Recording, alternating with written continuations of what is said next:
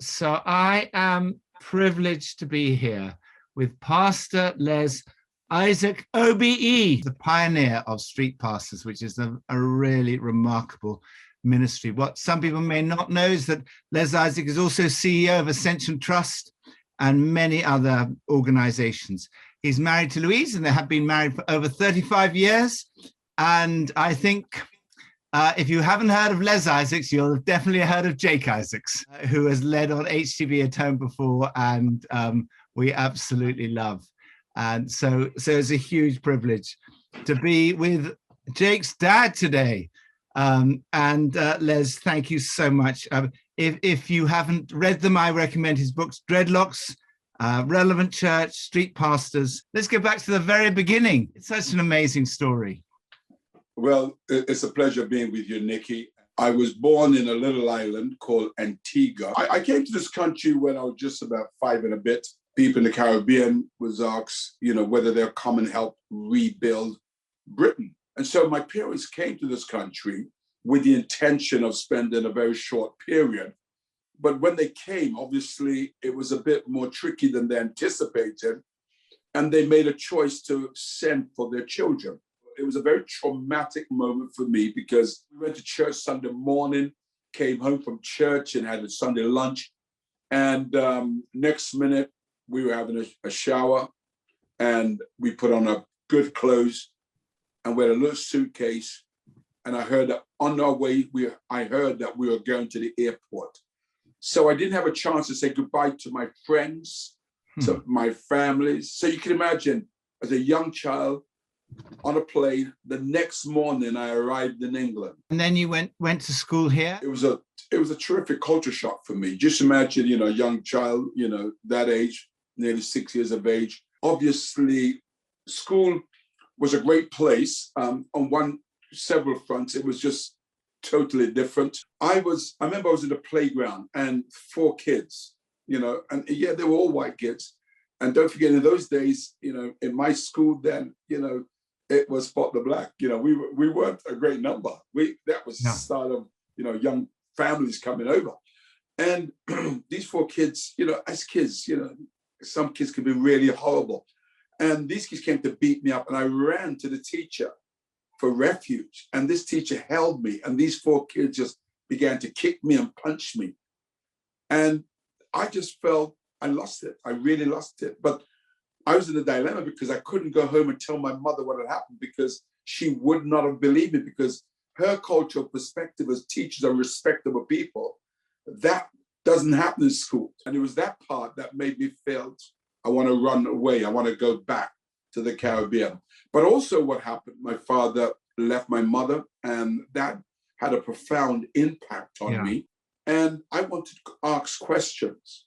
And I remember as a young kid, I went to church and I looked up above the preacher and I saw an imagery of Jesus, white, blonde hair, blue eye. And I began to ask, how come the Jesus that I worship on a Sunday looks like the people who hate me? So that created a wedge between me and Christianity. The young guy who came up here as a Methodist, by the time before I reached my teens, I drifted away from Methodism, got into some serious issues in terms of violence. But, for me, it was an interesting time, a turmoil time. And just in terms of the violence and gangs, you were quite a leader, I think. And I say to people that within 4 years of being, or 3 years of being in this country, we came from like being a lamb to become a Rockweiler. We became aggressive, and it was all part of our environment. You had to be tough to survive.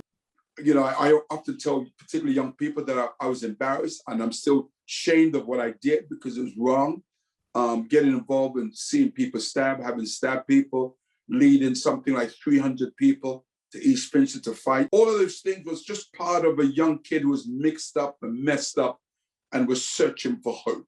But you'd also had violence done to you, hadn't you? I mean, you'd experienced serious racism in that period. We did. I remember my mother sent us out to the shop one day, and 4 white guys took their belts off and they came up and they began to beat us with this. And we had to fight our way out of that.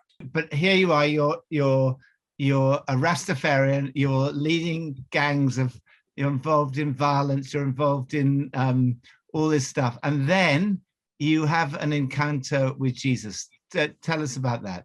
So, I wanted to drop the gangs, and I did drop the gangs because I really wanted to know peace, love. And so it was interesting because what happened, my mother died. And I remember there was a period that I went through, and my father, turned up on the scene, and we had some very serious arguments. And I was on the verge the night before. I said to him, listen, I'll kill you if you mess with me. I'm a Rasta. I don't believe in violence, but if you push me, I'll kill you. That day, I believe God averted my plans. That day, I met a Christian guy, a Nigerian guy, who began to talk to me. I said to him, hey, you're from Africa. Which part? Tell me about Africa, because I want to go to Africa. And we had about a 15-minute encounter. He didn't tell me about Africa. He spoke about Jesus. And he spoke about Jesus dying on the cross for the sins of the world.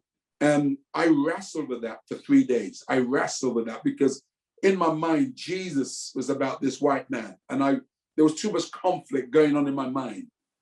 And yet there was something powerful convicted me about my lifestyle, about my anger with my father. All of that was really hitting me. And I remember I came home one evening and I said, God, look, I don't believe in this white man, Jesus, but if you're real, help me, save me. And from that moment, I began to cry. I don't know how long I was on my knees for, but when I got up off my knees, I went to my wardrobe.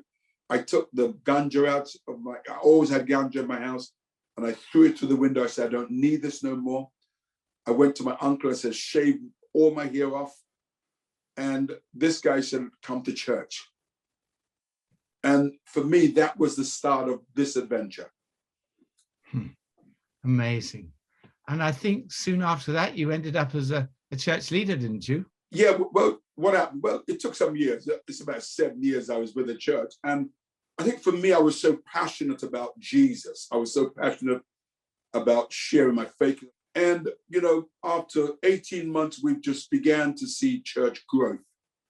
People got excited. So Sunday night, we got a big flatback lorry, put the piano on top of it, put a drum set, put a portable PA system. We drove into the estate. The choir would sing.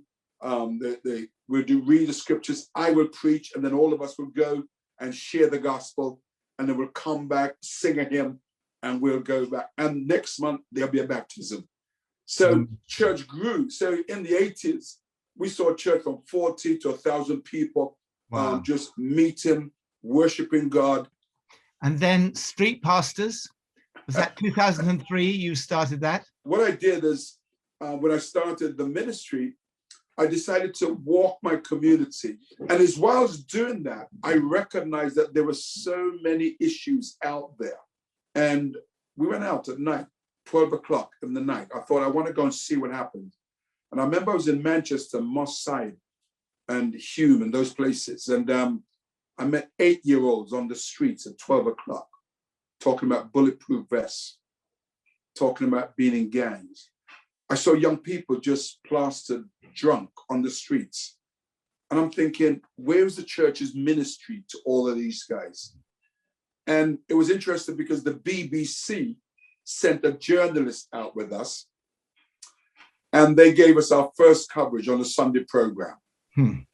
A journalist was coming home at 2 o'clock in the morning and saw this group of people out there helping people. She went home and Googled it. And the next day she rang her editor and says, I saw something last night. Could I feature this? People are looking for Jesus, and they'll find him in us.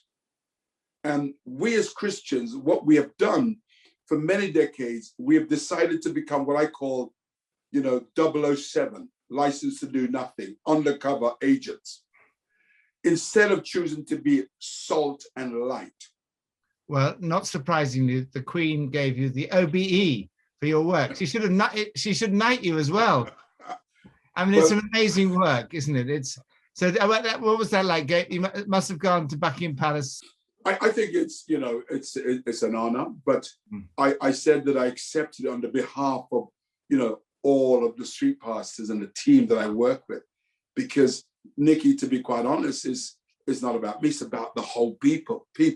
How many are there now? How many street pastors? Well, we're trained over 15,000 people. 15,000. Yeah, we're trained. Wow.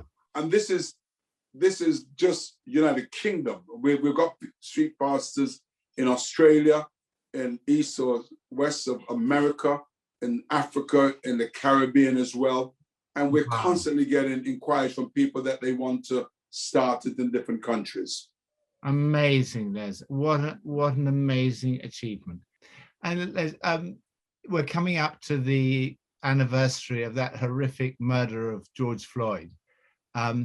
Tell me your reflections on the last year. I think last year, I think the world was traumatized by the public killing of George Floyd that was screened across the world.